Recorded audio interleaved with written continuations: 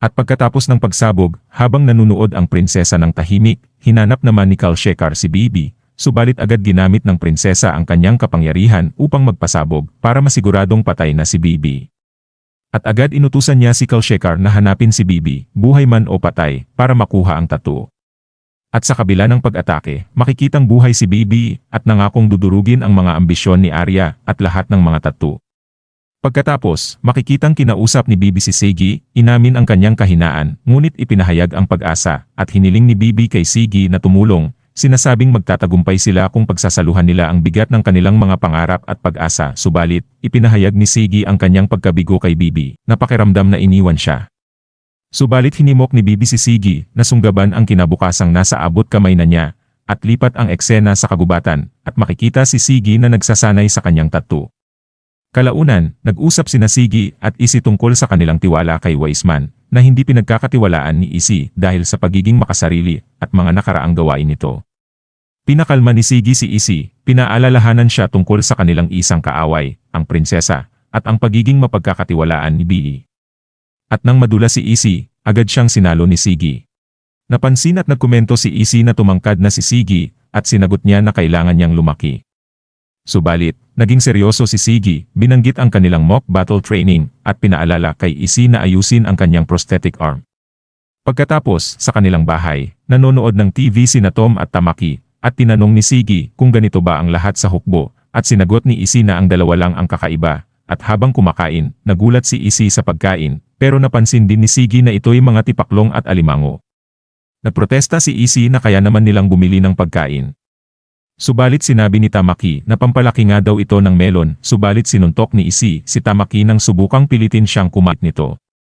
At sa kanilang pagsasanay, habang tumatakbo si Sigi, bigla itong lumabas sa likod ni Isi, subalit handa rin si Tamaki. Ngunit agad ding pinatumba ito ni Sigi, binato si Tom sa ulo, at agad binaril si Isi ng mabilis.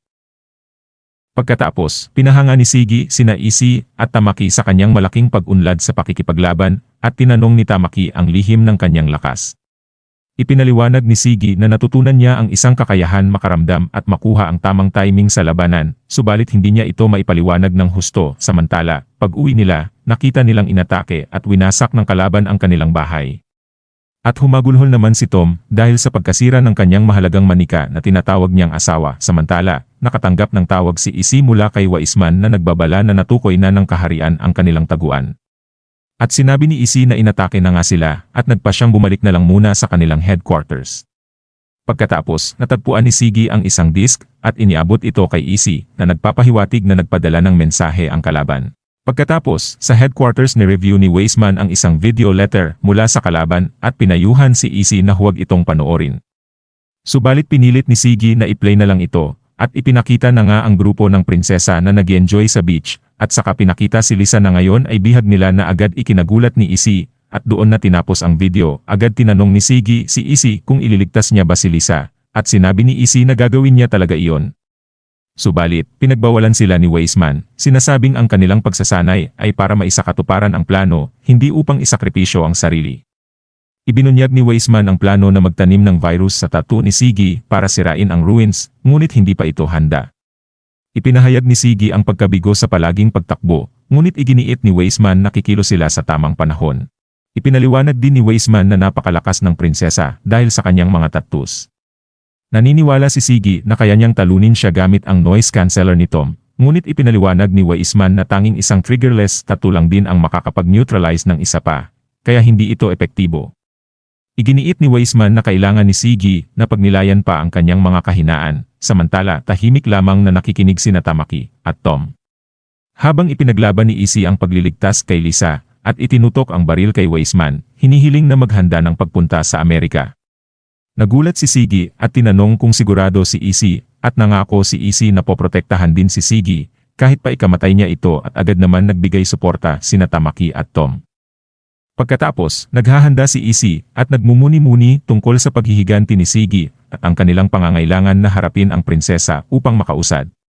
Nangako siyang gagabayan niya si Sigi, nagpalit ang eksena kay Sigi na nagsasanay, galit na iniisip ang paghihiganti para kay Taoko at pagharap kay Arya at nangako siyang papatayin niya ito. Lipat ang eksena habang sinasabi ni Tom na natapos na niya ang kanyang mga gawain at napaisip naman tungkol kay Tamaki. Lumipat ang eksena kay Tamaki na nakikipagkita kay Yumi bago pumunta sa Japan para sa trabaho.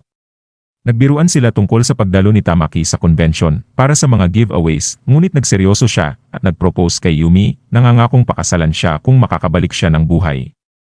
Subalit, nagulat si Yumi at binalaan siyang huwag magsalita ng ganoon dahil parang death flag yon. Subalit tiniyak ni Tamaki na siya ang bayani sa kwento ni Yumi, hindi lamang isang background karakter.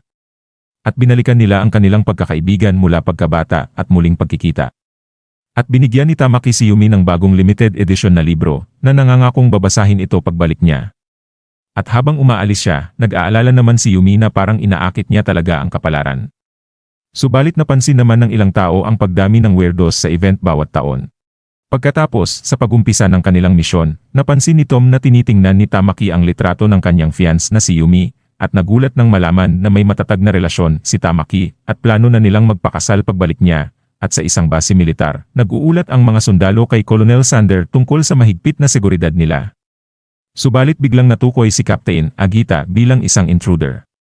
At habang naghahanda si Agita para sa pagkawasak, inutusan naman agad ni Colonel Sander ang paglusob ng mga missiles at humingi ng backup. Samantala, habang nagsimula na ang labanan at pinaputukan naman agad din sila ng kanyang grupo ng mga sundalo na hindi sila makilala mula sa kalaban. At agad nagmungkahi si Sigi na dumaan sa isang clearing para malampasan ang mga sundalo. At agad sinalakay ni Sigi ang mga ito, gayon din si Isi at Tamaki.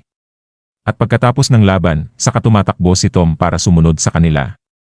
Subalit, nakita nila si Lakha na pumatay ng ilang sundalo at isang babae isa sa Brahmin na gumagamit ng kapangyarihan para paliitin ang mga bala at agad pinatay ang mga sundalo.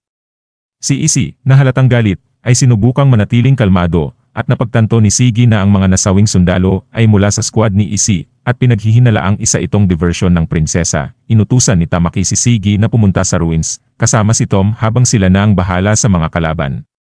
Pumayag si Sigi at umalis agad. Subalit si Isi ay agad na inatake at ito ay si Lisa, habang ang babae mula sa Brahmin ay patuloy na pumapatay ng mga sundalo. Subalit naagapan naman ni Tamaki na iligtas ang isang sundalo sa tamang oras.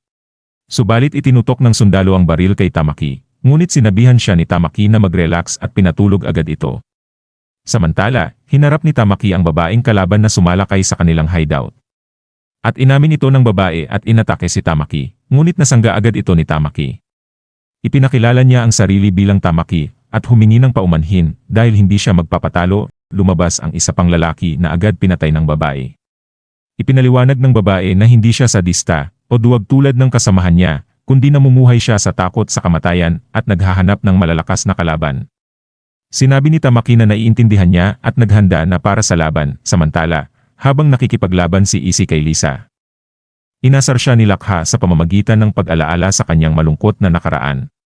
Ibinunyag ni Lakha na si Isi, nakilala noon bilang Blue Sea Frusi, ay dating tenyente sa US Army. Ang kanyang pamilya ay nadiskubre ang sinaunang guho kung saan aksidenteng na-activate ng kanyang kapatid ang isang triggerless tattoo na pumatay sa kanilang mga magulang. Inampun siya ng opisyal ng hukbo at naging test subject para sa mga tattoo. Ininsulto pa ni Lakha si Isi na isiniwalat na sinapian si Lisa ng kapangyarihan ni Iltutmish, ang Schrodinger's cat. At ipinaliwanag niya ang kahirapan sa ganap na pagsapi at ang kanyang papel sa pagsasanay kay Iltutmish. Subalit galit na sinagot ni Isi si Lakha, kinikilala ang kanyang pagiging immature at binalaan siyang wala siyang pag-aalinlangan na patayin ito. Subalit tuwang-tuwa pa si Lakha sa galit ni Isi. At dito na po natatapos ang yugtong ito. Maraming salamat po, mag-like at subscribe para sa susunod na kabanata. Hanggang sa muli.